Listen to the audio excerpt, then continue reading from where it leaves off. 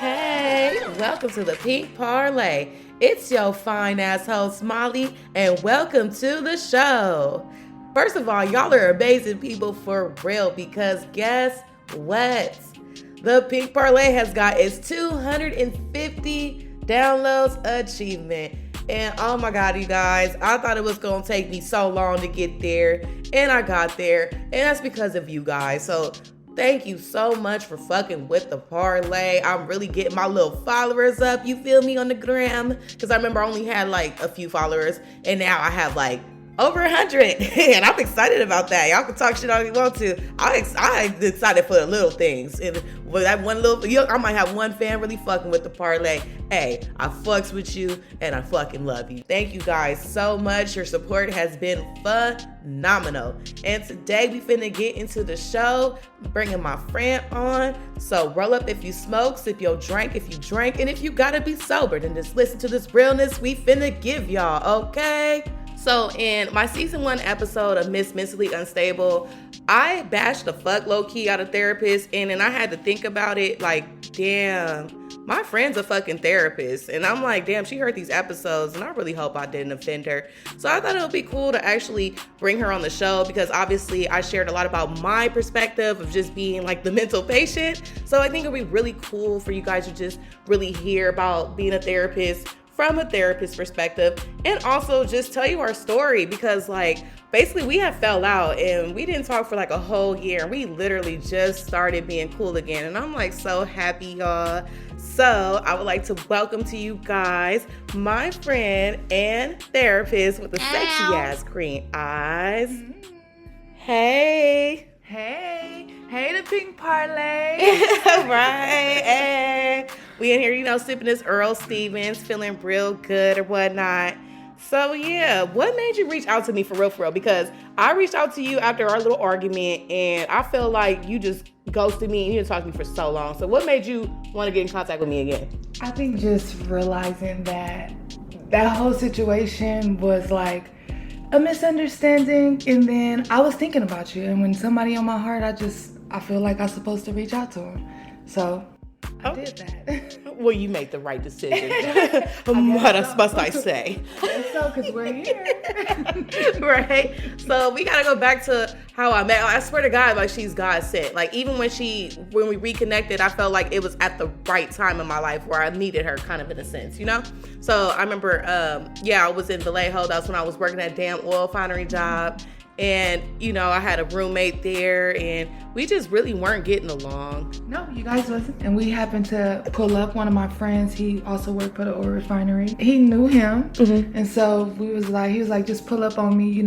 I lived in Oakland, and I was just coming to visit. So, yeah, I met you. And you want to tell him? Well, okay, so I know that, so basically I had a roommate, and, I was out there in Vallejo, and I just really was depressed out there, y'all. Like, it just really wasn't my environment. No offense to anyone that's representing that area, but, it's just like the men weren't really my type. And after about a month or so, I started getting kind of horny. I ain't even gonna lie. My roommate started looking a little bit more better to me, you feel me? And, we had incidents where we were sipping the Earl Stevens, and he done smacked on my ass a couple times and rubbed up on my pussy. And see, I'm a different type of lady. You can't just jumpstart me like that, because, baby, I'm wet, hot, and ready to go.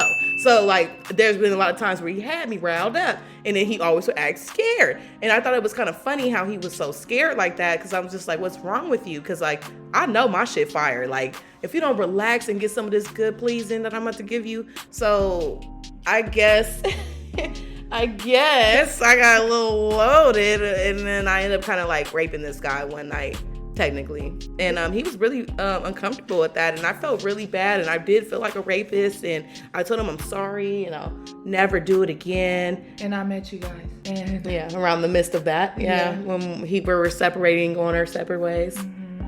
And you were very aggressive. Was I? You were very aggressive. You was trying to take it from him.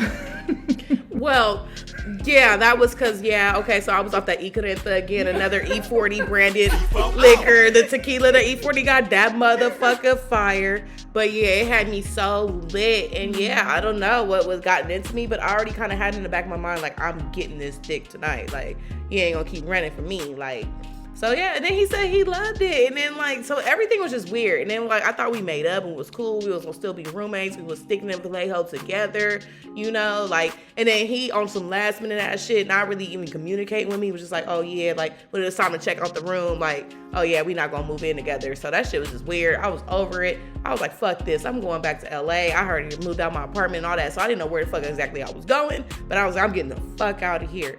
And I think that's what I did. But before we got the fuck up out of there, though, we ended up going to the little chicken spot. You know, I want to give me some chicken wings before I left. And why this nigga up there with a bitch? And then he tried to big pop it, big flex, talking about, oh, he big Hoover this and woo woo. I'm like, nigga, you was just a square that was scared to get the dick up. Like, now you this big hard ass Hoover nigga. Like, nigga, shut the fuck up. I was like, nigga, you ain't from there. Stop claiming them people hood. So y'all gotta remember, she was like really off that, what is this, Earl Stevens. So she was drunk.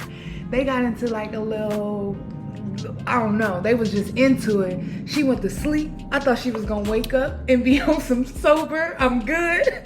But no, we gonna get some fish. Woke up still on the bullshit. Got to that fish market, see him. I'm like, oh no. And I was like, you know what? And I didn't give a fuck. I was like, looking back at what I did, I am proud. He was, I did say that. He was like, no. No. I'm like, no, he's not even worth it. She's like, I'm about to go to the car. I'm like, we ain't no need for that. Listen, let's get our chicken. Chicken people like, she can't come back in here. I'm like, yo, let me got that chicken though. Let me get the chicken. Girl he was with was kind of scared. I'm like, let's just go. We don't even need these problems. All the way in Vallejo. Oh God, and we left. And you know, that was a really hard time for both of us, because it's like we both were hustling. We both had money in the bank, but we didn't have no residency.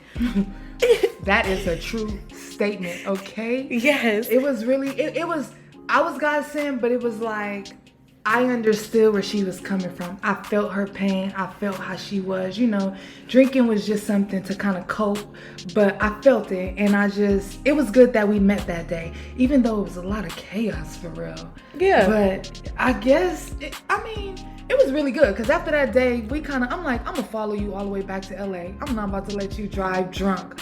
And she wasn't really drunk because she slept it off, but I still wanted to just follow her. I know I really didn't know her, but I just felt a little connection. And then my friend said she was like good people, and I trust him. And so, yeah, he a good judge character. So yeah, we met that way. It was like love at first sight. It was, because I think that's what made me actually really love you for real. I was like, wow, she's really like driving me all the way back to LA. Like, this is crazy. And yeah, and we pretty much was together all the fucking time. Like, we were inseparable. And then we went to New Orleans. Like, you flew me out to New Orleans, bitch. Like, I was like, hey, I didn't even, what? Like, these niggas ain't flying bitches out, but you is. I was like, okay. That's right, friend. I needed you to go with me. So I was like, okay, come on, just come with me. I don't want to go by myself. This was like my first time. I was in love with this relationship. But you did not tell me that, though. You said we was going to be on some city girl. We was like, we some city bitches, and we out there on New Orleans. I thought we was going to be popping pussy. All of that. Yeah, so I'm thinking we about to have the time of our fucking life. New Orleans, my first time out there. You know, I'm Creole, so them my peoples out there. So I already felt like, ooh, like I get to finally turn up and be nasty titties out. I just really had a whole different picture. While we go there, y'all, we get to this club, and that's when I thought that it was going to be the start of us being lit. Then she has a man approach her in the club, and that's when I realized, like, I took a picture too, because we were taking a picture, like a selfie, but then that's when the nigga walked up, and my face was looking like, who is this? I had to see that. I said, who is this nigga? I said, who? No, I was drunk, so I was like, who the fuck is this nigga? Drunk, and it was so hot. I was so sweaty. I do not like New Orleans heat. Sorry, this is digressing a little bit, but oh my goodness. I was sweating profusely. I still have the videos of you. Like, oh my God, can we get in with the pants? Yes, I don't play. But yeah, it wasn't a city girl summer. It was not. I was the third wheel, bitch, and you was booed up fucking your nigga all the whole damn time. I mean, was you the third wheel though? Yes. You tried to get me Suge Knight. No, I didn't. Yes, you did. Yo, bitch, you tried to have. No, you tried to get me Suge motherfucking Knight. A nigga that looked just like Suge. When I kid you the fuck not, and he was broke. He was trying to spend no money. He wasn't even trying to buy a bitch drink. So that's when I just knew, like, nigga, you won't him. never get a piece of this pussy, you fat Suge Knight looking I motherfucker. didn't even know him. I didn't either. So I didn't. But he looked like Suge though. I was trying to give you no one. He tried to give you himself. No, he showed the fuck that he was. He came with that motherfucker confident. I will give it to him on that. That motherfucker was confident, but it was happening over here, baby. If you broke, you gotta be something. Something gotta get. Yeah. So we definitely went to New Orleans. It was pretty. It was pretty lit though. I had a good time. We went to. I bet you did. Popping that pussy on your nigga. Excuse me. My time was terrible. No, just kidding. I did have a fun time. But no, I want to go and redo that shit with some real lit situations going on. Not that bullshit, that simping ass shit that you was on. Then you wasn't really trying to go out. Then you're a picky eater. You know, I want to eat beignets. I want to have like red beans and rice, jambalaya, gumbo, whatever the fuck, etouffees, and all the boudin balls and all the shit that we Creole people eat. So I was like really like excited for this. And then you were just like, what is that? That weird. But what does my picky eating have to do with the way you eat though? You can eat whatever you like. Right? But I wanted, like, we were together though. It wasn't like we were all in a separate rooms and separate cars and we all could just do our separate thing. We were all in a unity. But so it's like we had to. Different, though. Eating, I'm picky. I'm just picky, period. Like, no matter where I go, I just like what I like. Unfortunately, my taste buds be like, you know, but I mean, well, that's New Orleans. Yeah. After New Orleans, what happened after New Orleans? So after New Orleans, we ended up coming back and I was in Pasadena. I love Pasadena. But we were tight still. It was a while before that happened. That didn't happen. No. Well, I would say that's the major incident after New Orleans. Yeah, like, I mean, I don't remember what was going on. We was cool still after New Orleans for sure. Like, we were definitely still solid. Like, don't try to forget that. I was a little disappointed about how the New Orleans trip went, but I was still like fucking with her the long way. It was never that like crazy like that. But I know that I had a nice little trap in Pasadena and I wanted to go to Roof Chris and I was just like, you know what? I thought like, let me invite my niggas. Like, fuck it. You wanted to slide to Pasadena and come to Roof Chris? And we did that shit. We went to Roof Chris, nigga. We was having what, 1942? We had a good time. We had a good old time. How many shots of that 1942? Nothing but the best. But we was homeless. That's what's funny. I have a video of that too. We had Roof Chris, but we homeless. But we ate good and drank the best of the liquor that night. And we had fun. So we got so lit. And then we just walk in like on Pasadena, it's like a strip where it's just like all type of different like bars, restaurants, shops and things. So we ended up going to the sex store. So that was lit. Oh yeah, your friend, the Jewish friend is what really got us niggas fucked up for real, because we knew we was getting fucked up, but we was spending it like it was nothing for show. But then once he came in, he was really spending that shit like it was nothing. Like he was like, I'm Jewish, I got money, and us niggas was like, well, fuck it then, run it up. That's what the fuck we did. We went to the other bar. We went to the other bar. Oh yeah. And I'm talking about, it was so many shots, and this is back when I was drinking heavily, and it was so many shots, I said, I don't want to drink no more. And then the homie was like, what you mean? Fuck you mean you ain't gonna drink no more, huh? I was like, but damn, I guess I gotta take this other shot. But I really was like, I'm tired of taking shots. Like, this is too much. Yeah.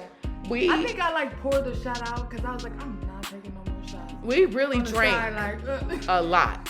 I'm sure, like, two shots I had to pour out on the side. And with that being said, with that Roof Chris and that heavy meal I had on my stomach and all them shots of alcohol and me just being in New Orleans and then just drinking that whole week, like, I had a heavy drink weekend and it fucked with my stomach real bad, y'all. And it hit me so hard and I knew I was gonna have to shit for real. And I just felt that I was walking distance from the hotel, because it really wasn't far in reality, but when you're walking, it was far as fuck. And when you have to shit, it's even further. So I'm just hoping I can make it. I'm saying my prayers to God. My booty hole is beatboxing at this point. And, you know, I'm getting closer to the hotel, but then it got to the point where I'm just like, I don't think I can do this. And I was just like, I can't shit on myself. That's not player. So, but this day I had a dress on. I don't ever wear dresses like that. This is the one night I happen to have a dress on. Thank God. I must have pulled that G-string off, baby. Pulled that dress up and went in a bush somewhere in the cut. And I had to do what I had to do on some real shit. I just had to, y'all. Like, and Young probably laugh at me and say I'm nasty. You know, I definitely felt nasty. I was embarrassed, humiliated. I felt disgusting. I'm in Pasadena, a very nice area, and here comes my black ass coming to shit in there. I like to carry myself with class and elegance. Like, that's not really my style. You feel me? Like, on some real shit. So I was so, you know, I called Ty, because Ty told me. She calling me. I'm sorry. And I'm like, oh my God. I think I have a few tears in my eyes, yo. She probably did. We were on the phone, remember that? I said, oh my God, you don't believe it just happened. I just took her shit. She's like, Smokey! So now she's driving down Los Robles or Pasadena, yelling at me, talking about some Smokey! Smokey back here taking a shit. Yeah. I'm like, it's funny now, but like, I was blushing, you guys. Like, I could feel like my whole face just was hot and flustered. And I was just like, oh my God. And so I felt dirty. So all I'm going to do is really like take a shower real good. You know, I wasn't even able to wipe my ass real good. I ain't gonna lie. I had nothing but a receipt. And I had to do the best I could do with that motherfucking receipt. But bitch, I felt nasty, okay? And I was trying to get myself back together again. But you was in my face like you wouldn't let me take no damn shower. You wouldn't give me no space. I thought it was so funny, guys. I could not get out of my humor. Like, I just thought it was so funny. And the more I thought it was funny, the more irritated she was getting, the more irritated she got, the madder I became. I'm like, hold on. Like, it was just so, my emotions was just everywhere. Cause I'm like, hold on, this is funny. What's wrong with you? Like, I'm still trying to laugh. Like, you shitted on the street. Like, oh my God. So, but with me getting a little irritated with her, mind you, we're all drunk, but just please give me my space. But I felt like she was taking that as I didn't want to fuck with her like that, or she was taking it personally. So now she's taking shit personally, and now she's like getting fucking mad and getting like fucking aggressive. So I'm like, calm down. Like, I'm telling you, like, I swear to God, I tried to calm you down so much, but she was so hyped. Like, I swear to God. And you know how you are. You aggressive, you niggerish. I could get a witty. I could get a little, you real. You act like a nigga when you get aggressive. So it's like, I'm telling you to calm down, but now, like, you get me turned up now. Now I'm getting mad. And I'm like, I'm in this Hilton at this, like, nice area. This is my little trap. Like, I'm really not trying to have no type of confrontation go on in this place. Like, this is not a place for that. And then plus, we're cool. Like, it's nothing even like that. So, yeah. She said, you lucky. That's what I said, you lucky. She said, you're lucky. And that threw me. I was like, I'm lucky. I called her a B word. I said, it's time to go. I said, it's time to go. Let's go. We are leaving. And my friend, my closest friend, the one who judge a character, was like, we're not leaving. We have to. I'm like, no. I known you first. We are leaving. We got into like a big old thing because I felt like he needed to come when I wanted him to go. That's my controllingness, but I'm working on it. You are very controlling. That's I can be controlling, but that kind of triggered me, and it only triggered me because I feel like, although I was like aggressive towards her, I would never like put my hands on my friends, or like even in my mind state, I wasn't thinking like I'm about to fight her.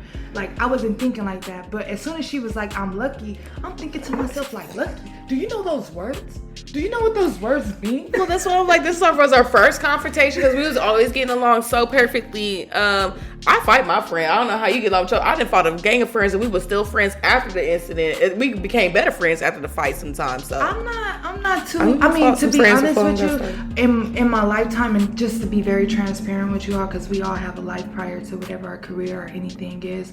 I have fought two of my friends. One, I became friends with her again, and the other one I didn't. The only reason why I became friends with her again is because I felt like in the situation that we were in, it was a vulnerable situation. I mean, she didn't trust my words, and so, I kind of had to, do what I had to do, unfortunately. But it was sometimes you got to stay in your place. Right. If your friends tell you to mind your business, give them that space. And I should have gave you your space and I didn't, you know what I'm saying? And that's why I had to go.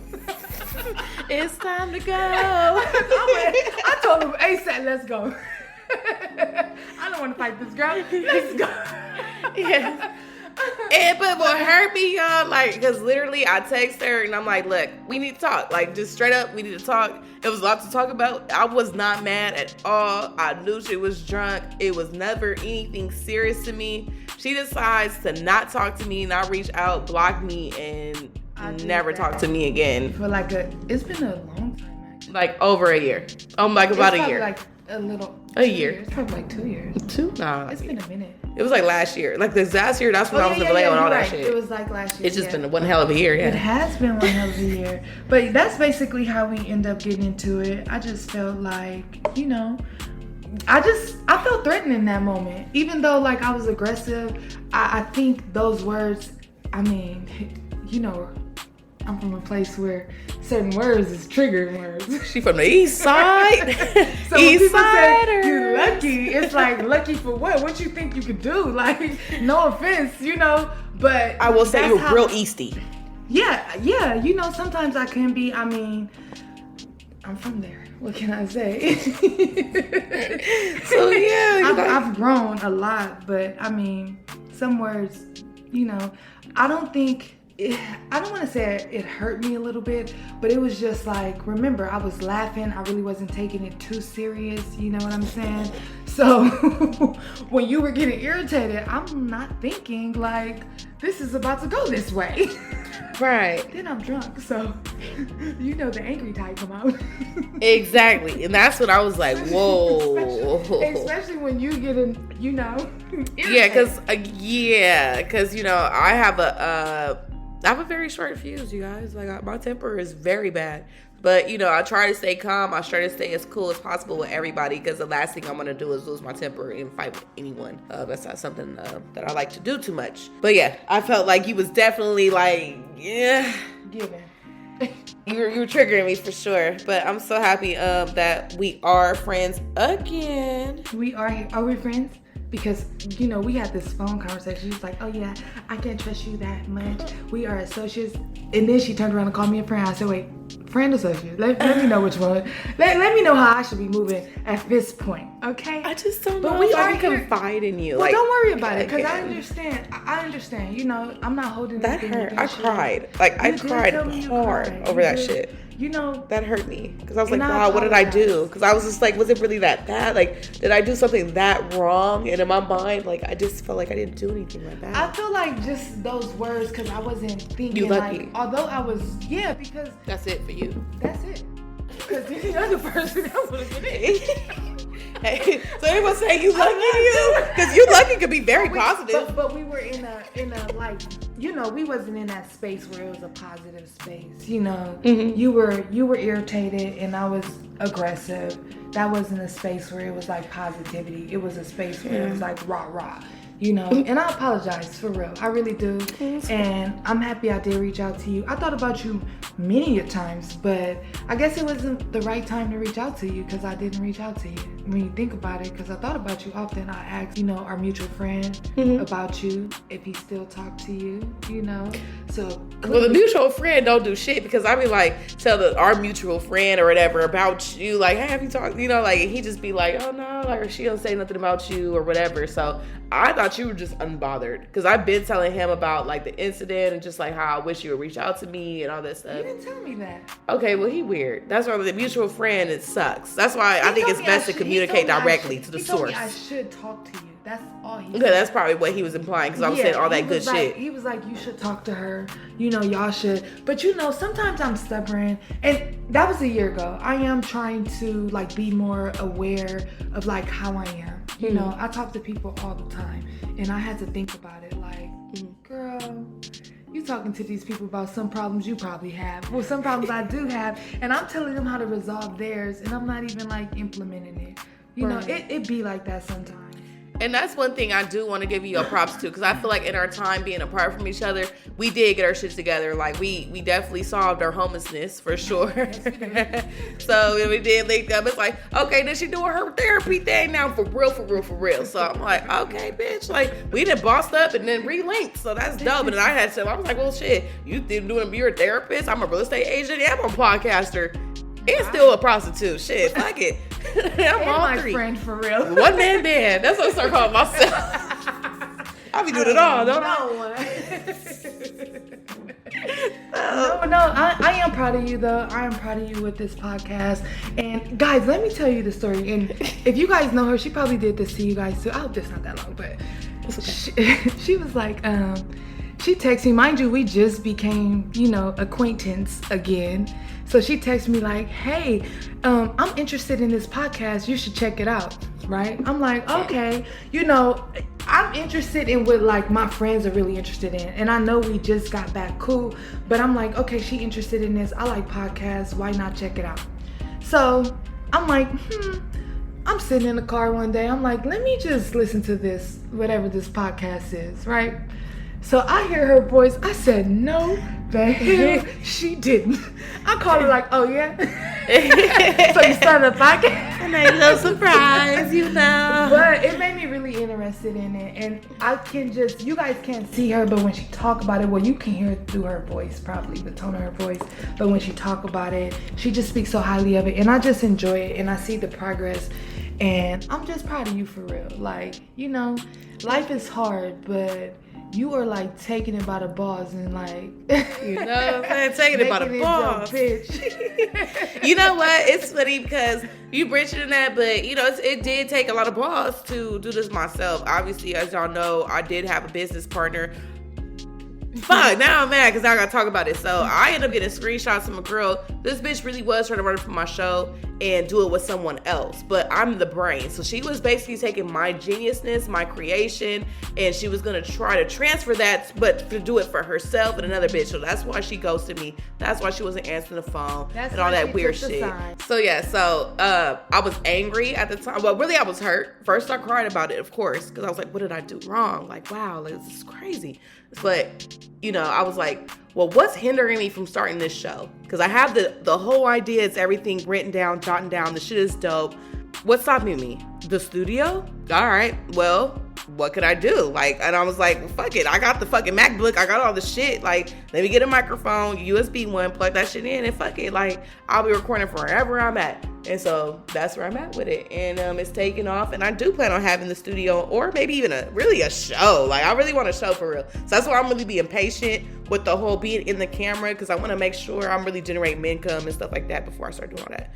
But yeah. I think you'll enjoy it. Yeah. Basically how we met, that is our situationship. I don't know what this is yet because again, we're getting to we're testing the waters. What are we doing? No, I'm just playing. I'm like, what are we doing? Acquaintance, friend, I don't know. But I do want to get more into your therapy. But whatever. I've overheard you a little bit talking, and you have that therapy voice. You know what I mean? Like, you just have a very soothing voice, and I think that you would fucking kill it as a therapist. And I think you are definitely in the right field for you. I think so too. Ironically, this is not where I started. Where you started at? I actually took the LSAT. I wanted to go to law school. Damn. It was like a whole journey, but I wanted to boost up my GPA, so I decided to get a master's in psychology. Ended up falling in love with psychology. I started working with kids during that time, and I just realized, like, I had a mentor that was a lawyer. She was a public defender, so just looking at her cases, just being in the courtroom, I just realized, like, it really wasn't for me, because you have to go against like your morals and your values sometimes when you, like, although people are guilty, you still have to fight for them. Even though you're not saying they're not guilty, you're still giving them a chance when sometimes they don't deserve it, And so I had to think about that, and then I kind of fell in love with this. I definitely fell in love with therapy. I fell in love with just helping people on a different, like, in a different aspect. It doesn't have to necessarily be those who are incarcerated, but it can be those who are going through like depression or things that I've experienced, because I think as a therapist, you have to have some kind of relatability. It has to be there, and please don't knock me, anybody, for saying this, but I'm a strong believer in, when you do seek therapy, you have to seek a therapist that is of your same race, and I know that people say, oh, you don't have to, but I'm entrenched in this, and I understand like the things that are not seen and how we're underrepresented, so how they make their policies or their standards and things of that nature.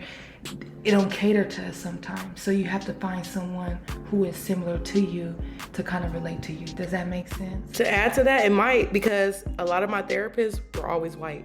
Yeah, and they can't really... I don't think I had a black therapist. They can't relate. Oh, shit. No offense, whoever's listening, no offense to, our Caucasian therapists, no offense to you all, but it's different because you can never truly understand the life of somebody that you never lived. If you didn't walk in their shoes, not saying specifically in their shoes, but as a minority coming from that type of environment. Yeah. I don't even care if you lived in the hood as a white person, you didn't get the same treatment. You know what I'm saying? So that is one thing that I would suggest, is that if you are seeking a therapist, just make sure it's someone who can relate to you and really relate to you, because a lot of times people turn away from therapy when they find a therapist that they don't relate to, and they think all therapists are like this.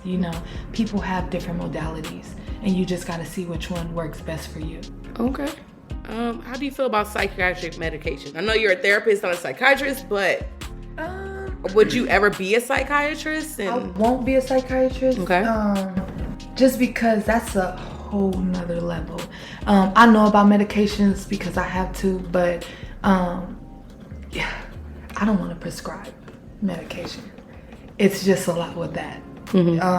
It's a lot with that, and I'm just gonna kind of leave it there. You know how people get addicted, so just think about that.